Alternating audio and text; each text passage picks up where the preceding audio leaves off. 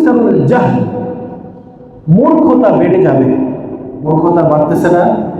বাড়ে না? কেমন মূর্খতা? মূর্খতার তো একটা লিমিট থাকে। আমরা গত 2-3 জুমা যাবত আলোচনা করতেছিলাম এক মূর্খ সম্পর্কে, মনে আছে তো? পেশাব শিল্পীর কথা। কোন শিল্পী বলেন না? পেশাব শিল্পী আবুল সরকার।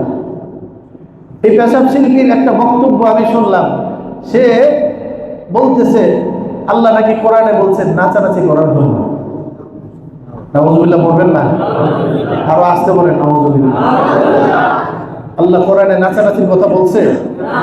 কতটা গন্ড মূর্খ! সে দলিল হিসাবে সূরা নাস তেলাওয়াত করেছে। সে বলে আল্লাহ বলেছে কুল আউযু বিরাব্বিন নাস মালিকিন নাস ইলাহিন নাস মিন শাররিল ওয়াসওয়াসিল খান্নাস মিনাল জিন্নাতি ওয়ান নাস। এই যে প্রত্যেকটা আয়াতের শেষে নাস শব্দটা আছে, এটার দ্বারা সে দলিল দিছে আল্লাহ কোরআনে বলছে নাচো নাচো নাচো। বলেন নাউযুবিল্লাহ। চরম গন্ড মূর্খ। এই মূর্খতা এমন পর্যায়ে, চূড়ান্ত পর্যায়ে। বাংলা আর আরবি কি এক জিনিস? বলেন বাংলা আর আরবি কি এক জিনিস? দুইটা দুই রকম না?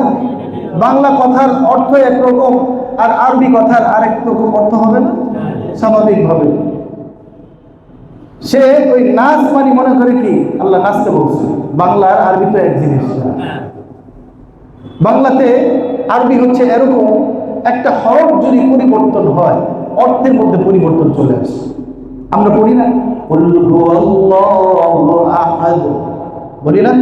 বলেন না একবার কুল হুয়াল্লাহু আহাদ। অর্থ হচ্ছে কুল, হে নবী আপনি বলে দিন আল্লাহু আহাদ, আল্লাহ এক। মনোযোগ দিয়ে শুনবেন।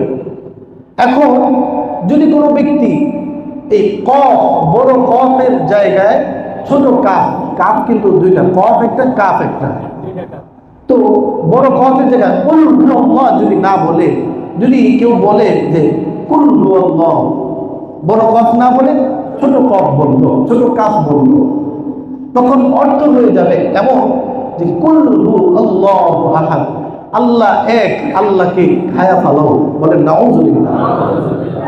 দেখছেন অর্থ কোথায় থেকে কোথায় গেছে? কোথায় বলুন আর কোথায় খেয়ে ফেলুন। একটা অর্থের, একটা অক্ষরের পরিবর্তনের দ্বারা অর্থের মধ্যে পরিবর্তন চলে আসছে।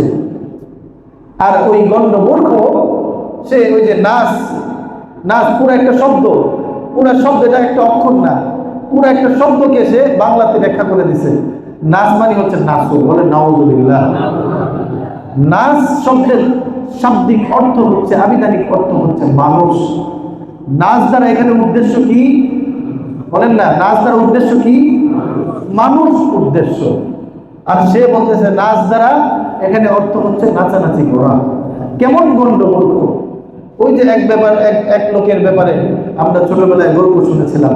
এক লোক সে সৌদি আরব গিয়েছে, যা যখন দেশে আসছে আইসা বলতেছে আরে সৌদি আরবতে ঘুরে আসলাম, সেখানে তো সব কিছু আরবিতে বলে, শুধু আজানটা আর নামাজটা বাংলাতে বলে। মানুষ জিজ্ঞেস করলো কি ব্যাপার?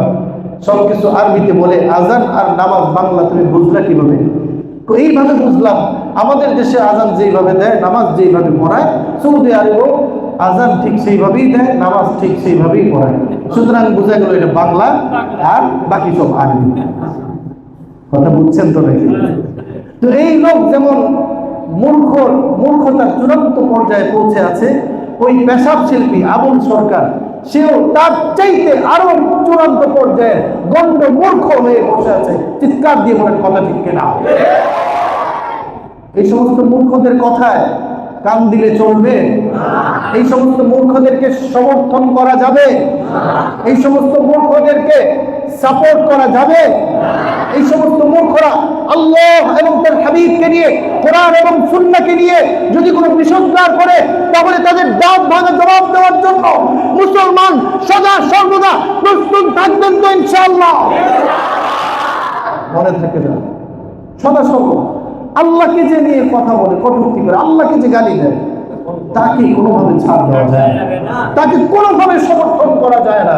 যদি কেউ সমর্থন করে আমরা বুঝে নিব সে আল্লাহর বন্ধু না আল্লাহর দুশমন। আল্লাহর দুশমন। আর যে আল্লাহর দুশমন আমরাও তার দুশমন, আমরাও তার দুশমন। এখন যা মনে করার করতে পারি, আমরা আল্লাহর পক্ষে আছি। উলাইকা হিজবুল্লাহ, একটা হচ্ছে আল্লাহর দল, আরেকটা হচ্ছে উলাইকা হিজবুশ শাইতান, শয়তানের দল। আপনি কোন দলে অবস্থান করবেন সিদ্ধান্ত আপনার। মুহতারাম হাজিরিন, যাই হোক বলতেছিলাম এরকম ওয়ায়ুকসারুল জাহলু, মূর্খতা বেড়ে যাবে। কিয়ামতের আলামত সমূহের মধ্যে একটা হচ্ছে মূর্খতা বেড়ে যাবে। মূর্খতা বাড়ছে কিনা? বাড়তে বাড়তে এমন পর্যায়ে গেছে কোরআন শরীফের আয়াত দিয়ে নিজে নিজে অর্থ করে দেয়, ব্যাখ্যা করে দেয়।